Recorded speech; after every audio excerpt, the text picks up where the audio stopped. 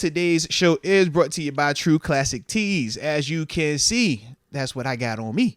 I was going to rock their hoodie today, too. Dude, I really like their hoodie, yeah. It is fire. Like, I literally just ordered me some more of their, like, 3 packages t-shirts. I like the shirts, man. They're comfy. They're designed for the common guy or gal. Athletic, on the arms. So that way you can feel a little good. But then, a lot of playroom in here. But as you can see with the prime and neutral colors and stuff like that, man, it just makes you feel nice. And that's something that we like, whether it's the hoodie, the t-shirts, they got the sweatpants, they got the bowling shorts, they got the joggers, they got the sleepwear, they got underwear as well, man. Literally, anything you're looking for, man. Check them out. True Classic Tees. But if we're going to talk about them, promo code has to be official. So if you use the promo code MOATS, make sure you type it in. They got other promo codes up there, but this is the one that matters the most. You get your 25% off of your purchase at trueclassictees.com. So shout out to them. Now we talking D-line, and when we speak D-line, we're talking like the 2 down D-ends and the nose tackle, or when we're in our sub package, the 2 D tackles in that group, not our edge rusher / outside linebackers. But with that group, you obviously got Larry Ogunjobi, Keanu Benton. You might be right, dude, because they got Keanu starting on this one. Yeah, Keanu Benton. What? Some of him starting at nose guard over here. What about it? No, I was saying how when you said ESPN just be like putting whoever out there. I think they just assume. I was like, you might be right with this one, bro. Yeah, because I was like, Keanu I mean, he starting. should be. Let's be real. I mean, but to just put it out there? Yeah, I'm ready to You know what I start mean? him right now. Yeah. I am. I don't think there's a competition. You don't think it's competition? I'm ready to start We're him. going to see, man. We're going to see. I think it's competition, though, man. Montravis? I don't think Montravis going out like that.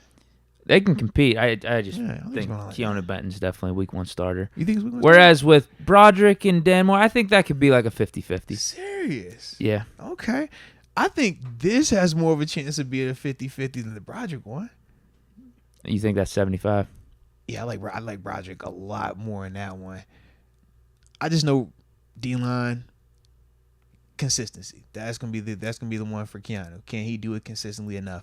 Whereas I think of like Montravis, who's already been in the system, already been doing it. That's why I was like, I think that's gonna be a little bit harder for him to get just like completely off of that. And because they're gonna probably both play at some point, especially earlier in the season, I'm kind of like, yo, do they start it out with the vet? Whether it is Montravis or even Fioku, while letting that's fair. Keanu Multiple guys can still play at that spot, whereas you only start one left tackle. One guy. And whoever starts, they're gonna want to keep him in there. And I just feel like with Broderick, they're gonna want to keep that and let it keep going, especially next to Isaac. Yeah, you could start. Yeah, whether it's Adams or Fehoko, and then Oh, start but to they'll all dwindle play, their though, snaps yeah. as time goes on. seriously, almost like.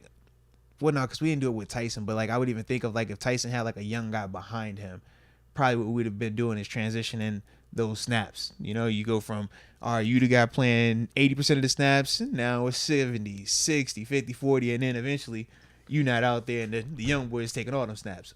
By like week 10, it probably will be Keanu and all Keanu.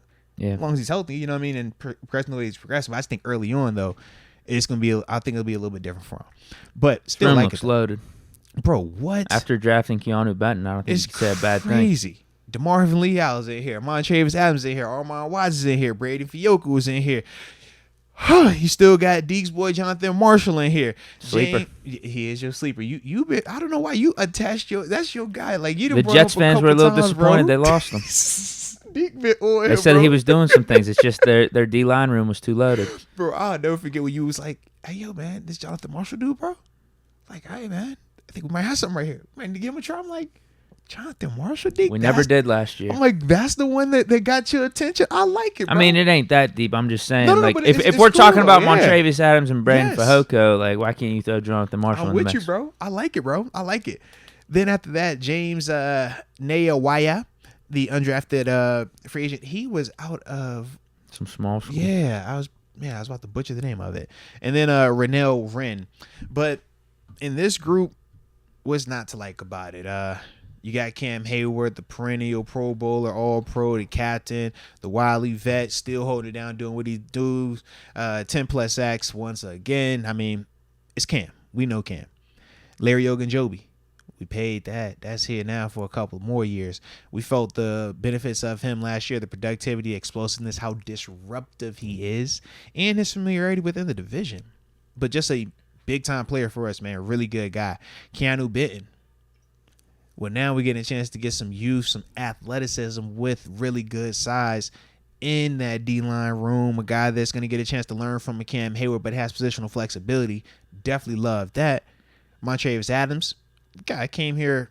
Well, we I don't know if we traded for him. We just signed him off of the Saints, right?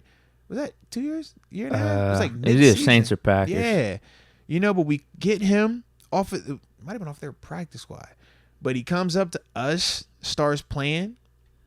One thing leads to another. We end up bringing him back, re-signing him. Yeah, that was in 2020 when our D-line was absolute Swiss cheese. Right. Everybody was terrible. like hurt and banged up. Yeah, we needed somebody who was like, who's this Montravius guy? And he came in here, was productive for us, changed a lot for us. DeMarvin Leal, you know how we feel about him, man. He just got hurt last year.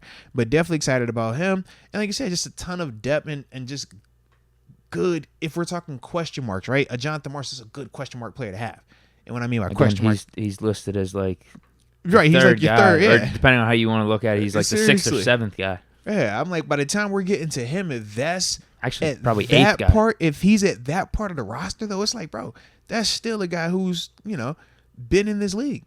So I feel really good about that part about it. In terms of the concerns or weaknesses, obviously I take into account Cam's age because he is only getting older. We do understand that, but he does continue to age like a fine wine. Shout out to my dog. But that is a concern.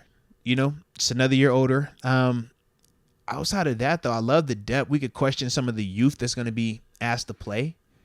Keanu Benton, DeMarvin Leal. How much are they going to grow up? How much have they already grown up? And how consistent are they going to be? But outside of that, man, I feel really good about that position group, man, in terms of the talent, having a high-end guy like a Cam, having really good players like a Larry Ogunjobi, and then from there, just everything else is in that room. Yeah, another group like the O-line. Yeah, it's basically the mirror of the O-line on defense. Another position group, though, essentially, that went from a weakness or a big question mark over the last, 2 or 3 years, to I don't really see any flaws in this. Yeah. Like I said, hard not to like what we've done to the trenches. Building the trenches. We have definitely made that a point, and I like it. Definitely do.